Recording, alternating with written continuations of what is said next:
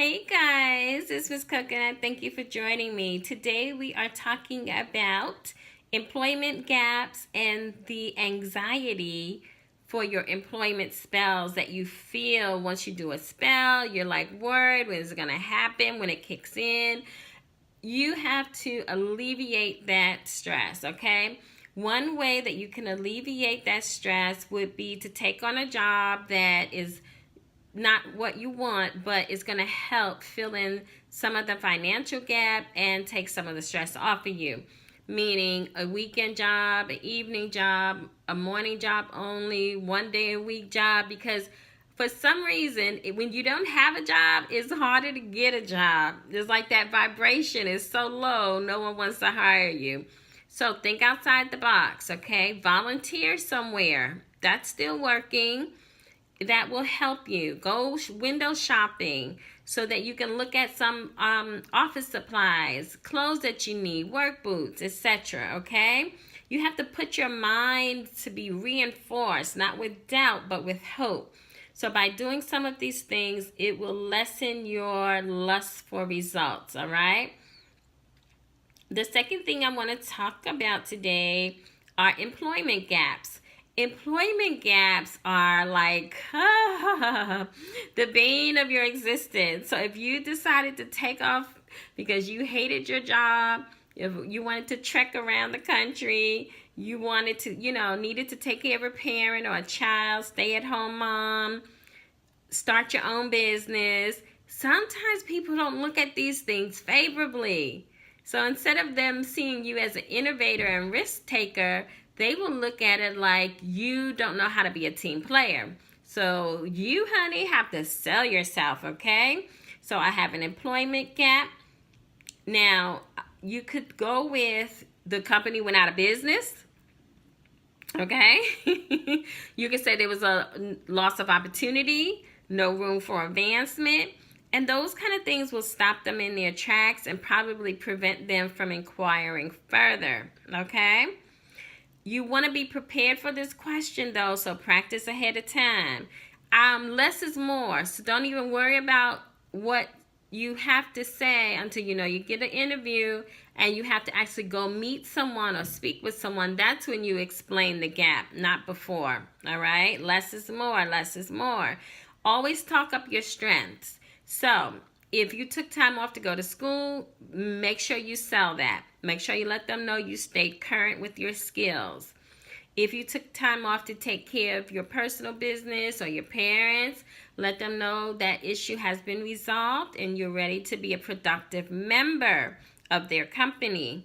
If you took time off for your children or your family, let them know that that was important. You needed to instill great values in your children.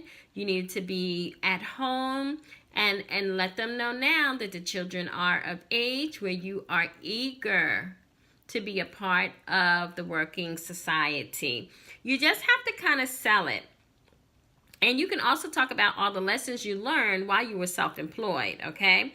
So your employment gap, you could also put down your company, the reasons why you started the company, all the great things and successes that came out of the company, and you can put your title as manager.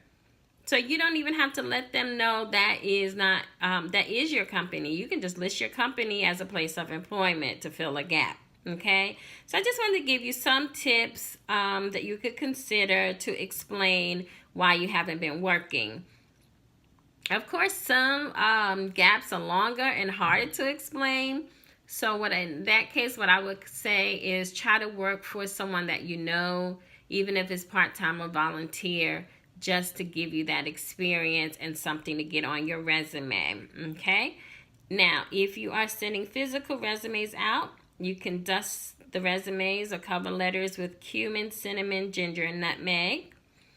And dust lightly, so it's not like you're baking anything, okay? Nowadays, we don't even mail stuff out anymore. Everything is like really automated. So what you're going to do is the following ritual. You're going to read Psalm 65. 3 times through. Okay, Psalm 65, 3 times through. And everywhere you see the word God, you're going to say Jah, J-A-H. Okay, that's the password to use. Now, here I have a Rose of Jericho, and the reason why I'm using Rose of Jericho because it gives hope. This plant dries up, and then when you place it in water, it comes to life. So I thought it was appropriate. So you're going to grab the classifieds, and if you don't have the classifieds, just grab your resume and pretend this is the classified. And you're going to fill this up with all of your good points. And please believe me, if you don't know your good points, just ask someone. They will be happy to help you. And you're going to write all over this, all of the great things about you as an employee. And you're going to dust it with the powder and then place it under a glass bowl so you can see through it. That's clarity. And then you're going to place your Rose of Jericho into the water. Pray Psalm 65 3 times every morning. Place your hands in there. And now you're ready to do your work. And what is your work? I'm glad you asked me. It is finding a job. So every morning, this is your ritual. And you're going to do this and then start calling and applying and keep positive. And I do pray that every single person that needs a job will find one. I do pray that you find the job that's best for you, that's going to suit your needs and take care of all of your financial burdens. And I hope that you find a job that actually you enjoy and allows you to spend money creatively on entertainment, because life is short and you want to be able to enjoy it, right? So we have talked about possibly taking a part-time job to help with anxiety and take off the stressful results. And we've talked about employment gaps, and I've given you a ritual. If you don't have a Rose of Jericho, they are on my site and I will link below. If you want to have a consultation with me, I'm going to link that below. But if you have a great job, consider gifting someone a Rose of Jericho. They are very inexpensive, but I'm telling you, the power of the Rose of Jericho is far outlasting anything that you could have spent for it.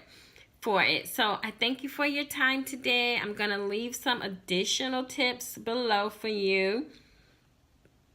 And as always, Om Shrim Brezi.